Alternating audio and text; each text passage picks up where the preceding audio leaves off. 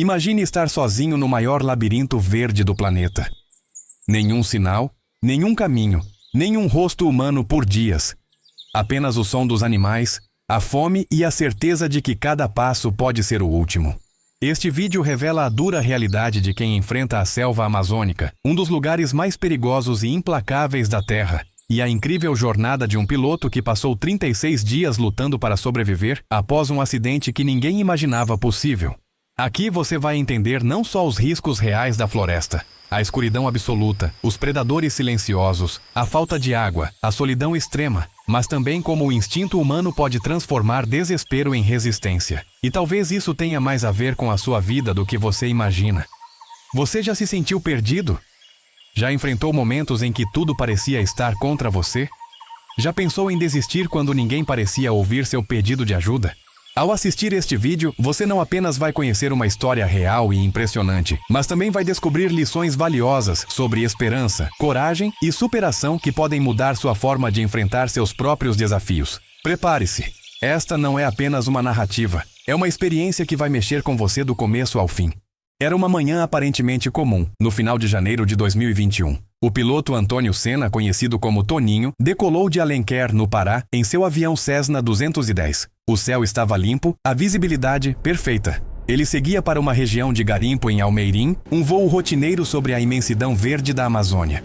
Mas o que deveria ser uma viagem tranquila, se transformou em um pesadelo em questão de segundos. No meio do trajeto, sem qualquer aviso, o motor do avião simplesmente parou. O silêncio que tomou conta da cabine era mais assustador que qualquer barulho. Toninho, sozinho e a centenas de metros de altura, sabia que faria um pouso forçado. Não havia escolha. Com a habilidade de quem conhece sua máquina, ele planou sobre a copa das árvores, procurando desesperadamente por uma clareira, um rio, qualquer lugar menos hostil para pousar. Mas a selva é implacável. O avião se chocou violentamente contra os galhos de um açaizal, caindo de frente no meio da vegetação. O estrondo de metal retorcendo deve ter ecoado pela floresta, seguido por um silêncio mortal. Milagrosamente, Toninho estava vivo. Machucado, com dores pelo corpo, mas consciente. Seguindo um instinto de sobrevivência, ele conseguiu sair dos destroços. O que ele viu ao seu redor era uma parede verde. Árvores gigantescas, vegetação densa, um mundo completamente alheio à civilização. Ele estava sozinho, muito sozinho. Nos primeiros momentos, a adrenalina o mantinha em pé. Ele voltou aos destroços e conseguiu resgatar alguns itens preciosos, uma mochila com alguns pães, latas de refrigerante, garrafas de água, uma corda e talvez o mais importante, 2 isqueiros e uma lanterna. Era pouco, mas era tudo. A primeira noite foi o começo do verdadeiro terror.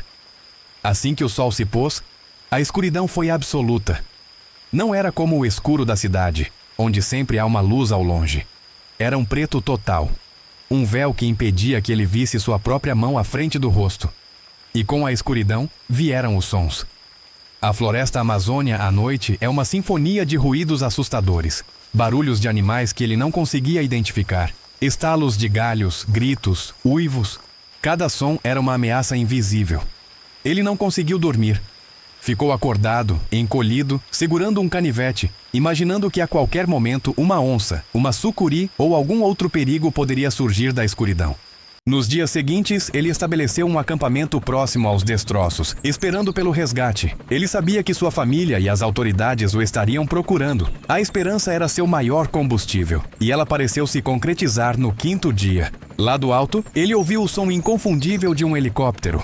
O coração pareceu saltar do peito. Ele correu para uma clareira, acenou com os braços, gritou até ficar rouco. Mas o helicóptero passou ao longe, sem notá-lo.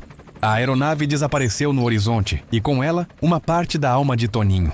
Aquele foi o momento mais devastador de toda a sua jornada. A sensação de abandono foi esmagadora. A fome já latejava em seu estômago. A sede era uma presença constante, e o cansaço profundo começava a minar sua força. Em um ato de desespero, ele pegou seu celular, que ainda tinha bateria, mas nenhum sinal, e gravou um vídeo de despedida para a família. Disse que os amava, que tinha tentado, mas que talvez fosse o fim. As lágrimas rolaram livremente. Pela primeira vez, ele achou que ia morrer ali. Foi nesse fundo do poço que algo mudou dentro dele. Ele se lembrou do rosto da mãe, dos irmãos, das pessoas que o amavam.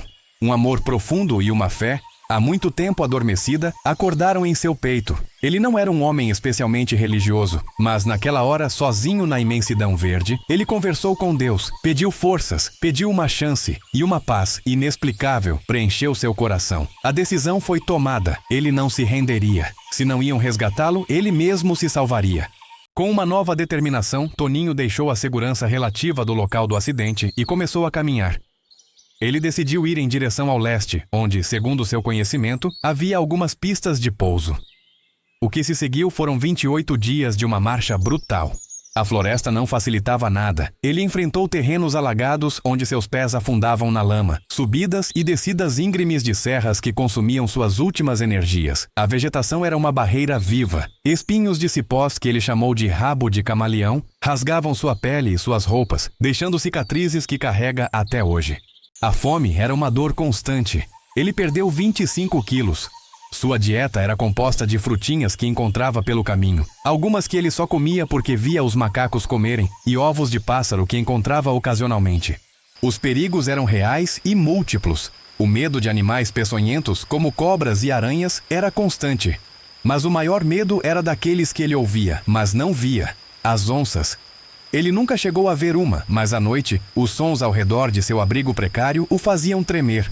Ele aprendera que, após dias na mata, seu próprio cheiro começava a se misturar ao cheiro da floresta. Ele já não era mais um intruso com odor estranho. Era apenas mais uma criatura naquele ecossistema, e isso tanto podia protegê-lo quanto torná-lo uma presa em potencial. Todas as noites, ele repetia um ritual de sobrevivência. Encontrava um local alto, longe dos rios para evitar jacarés e outros predadores, e construía um abrigo tosco com galhos e folhas de palmeira. Acender o fogo era uma batalha diária, muitas vezes feita com madeira molhada, que exigia um esforço sobre-humano.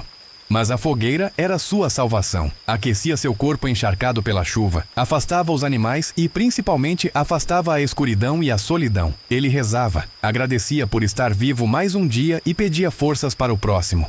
Aos 35 dias, exausto, esquelético e à beira do colapso, ele ouviu um som que não era da natureza. Era o ronco de uma motosserra. Seguindo aquele som como um farol, ele encontrou um grupo de castanheiros. Os homens, inicialmente assustados com aquela figura fantasmagórica, logo entenderam sua história e o acolheram com uma bondade que ele nunca esqueceria. Dona Maria Jorge e sua família cuidaram dele, deram-lhe comida, roupas limpas e o maior presente de todos, um rádio. Após 36 dias desaparecido, a voz de Antônio Sena, fraca, mas viva, ecoou através do rádio e chegou até sua família. A emoção foi indescritível. No dia seguinte, 5 de março, o helicóptero do resgate pousou. Toninho, fraco, magérrimo, mas com um sorriso no rosto, estava salvo. A saga de Antônio Sena é mais do que uma história de sobrevivência. É um testemunho do poder da fé, da resiliência do espírito humano e da força inabalável do amor. Ele não apenas venceu a selva, mas venceu o desespero dentro de si mesmo. Sua jornada de 36 dias nos lembra que mesmo nas situações mais escuras, a luz da esperança nunca se apaga por completo.